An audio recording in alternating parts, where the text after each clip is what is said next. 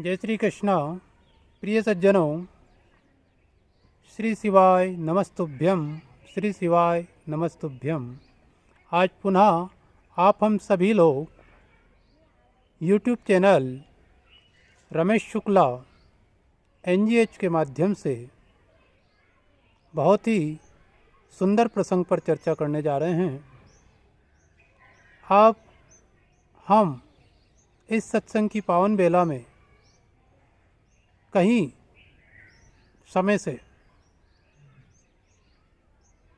जिज्ञासुओं की जिज्ञासाओं का समाधान हम करते आए हैं।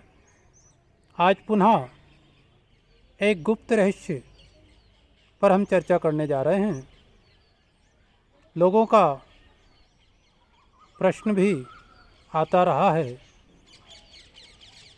कि गुरुदेव, ब्रह्मा जी का पूजन संसार में क्यों नहीं होता है, जबकि ब्रह्मा जी सृष्टि के रचना करने वाले हैं और जिनने अपनी सृष्टि इतनी सुंदर बनाई वो ब्रह्मा जी कितने सुंदर होंगे।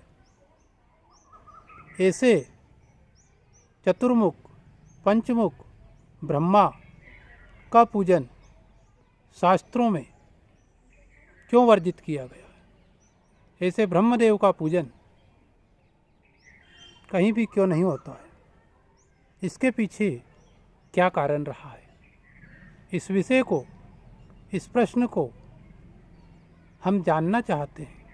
इस प्रश्न के उत्तर के लिए हमारे मन में श्रद्धा और भक्ति उत्पन्न हो रही है। इसलिए गुरुदेव, आप कृपा कर हम प्रश्नकर्ताओं के इस प्रश्न का उत्तर देने का कृपा करें। तो प्रिय सज्जनों, बहुत ही सुंदर प्रसंग है और आप लोगों का बहुत ही सुंदर प्रश्न है। समाधान यह है कि एक समय की बात है कि ब्रह्मा जी अपने ब्रह्मलोक में थे और उस समय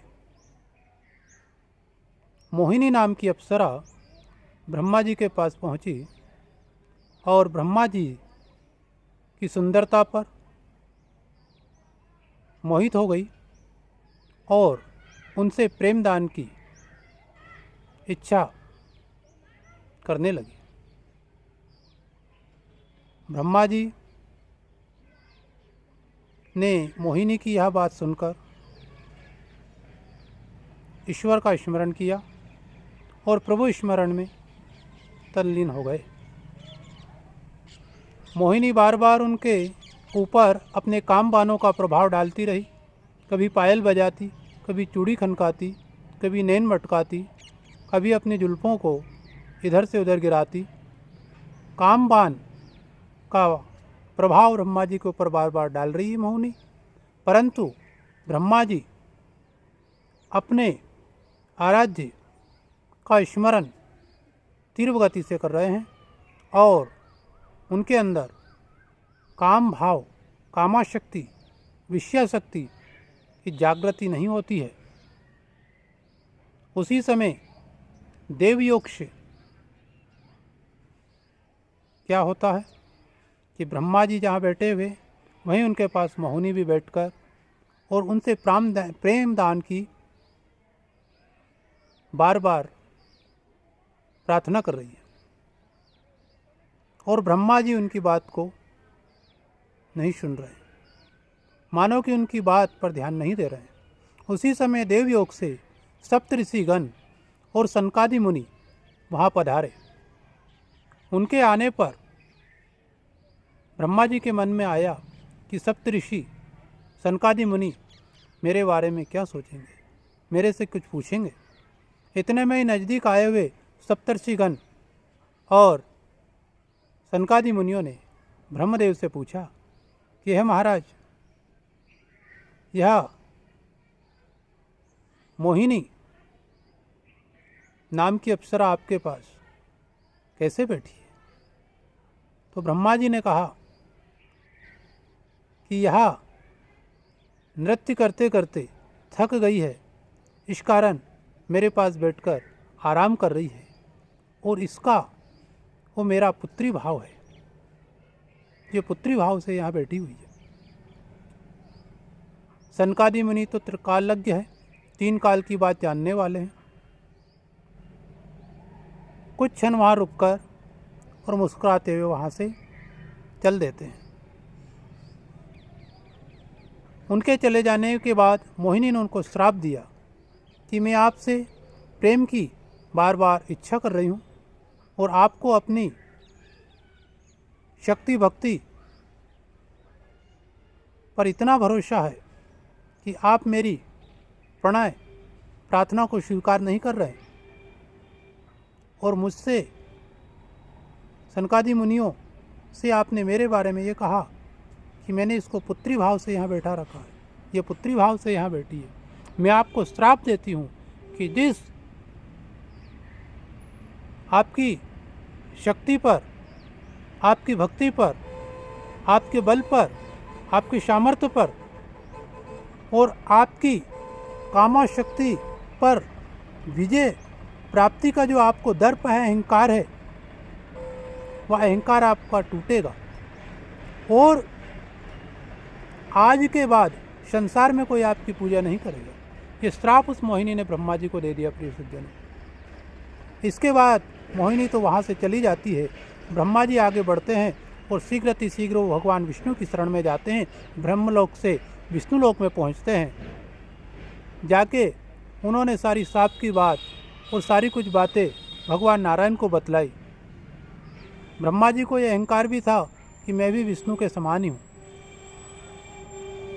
उसी समय ब्रह्मा जी अपनी बात नारायण से कह ही रहे थे कि द्वारपाल आया और उन्होंने कहा कि हे प्रभु, अमुक ब्रह्मांड के ब्रह्मा, अष्टमुखी ब्रह्मा जिनके 8 मुख है, वो आपके दर्शन की इच्छा से पधारे हैं। भगवान ने कहा आदेश है। अष्टमुख ब्रह्मा आए, उन्होंने आकर भगवान नारायण की अनेक तरह से प्रार्थना की। थोड़े समय बाद 16 मुख ब्रह्मा आए, थोड़े समय बाद 32 मुख ब्रह्मा आए, और इस तरह से 1000 मुख ब्रह्मा तक वहाँ आए, और उन्होंने अनेक तरह से उत्तरोत्तर बढ़ चढ़कर भगवान नारायण की स्तुति, प्रार्थना, स्तोत्र पाठ आदि किए। उनको सुनकर चतुर्मुख ब्रह्मा का गर्व, उनकी शक्ति भक्ति सामर्थ्य योग्यता,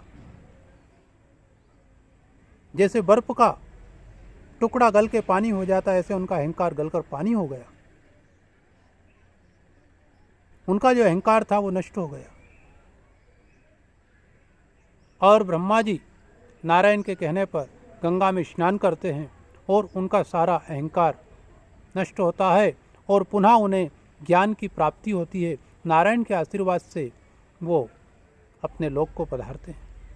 यह कारण रहा है प्रिय सज्जनों कि ब्रह्मा जी का पूजन संसार में नहीं होता है। मात्र पुष्कर में उनका एक मंदिर है, और जब हम यज्ञ करते हैं तो यज्ञ में ब्रह्मा जी का आसन दक्षिण दिशा में कुंड के लगता है, वहाँ उनका पूजन होता है। बाकी कोई कहीं भी उनका पूजन नहीं होता है। प्रिय सज्जनों, ब्रह्म वैवर्त पुराण के अंदर ये प्रमाण आया है। यह यूट्यूब चैनल रमेश शुक्ला एनजेच के माध्यम से मैंने यह गुप्त रहस्य आप तक पहुँचाया है। चैनल को आप सब्सक्राइब करें और इस कथा को आगे तक पहुँचाएँ। जय श्री राधे, जय श्री कृष्णा, जय श्री राम।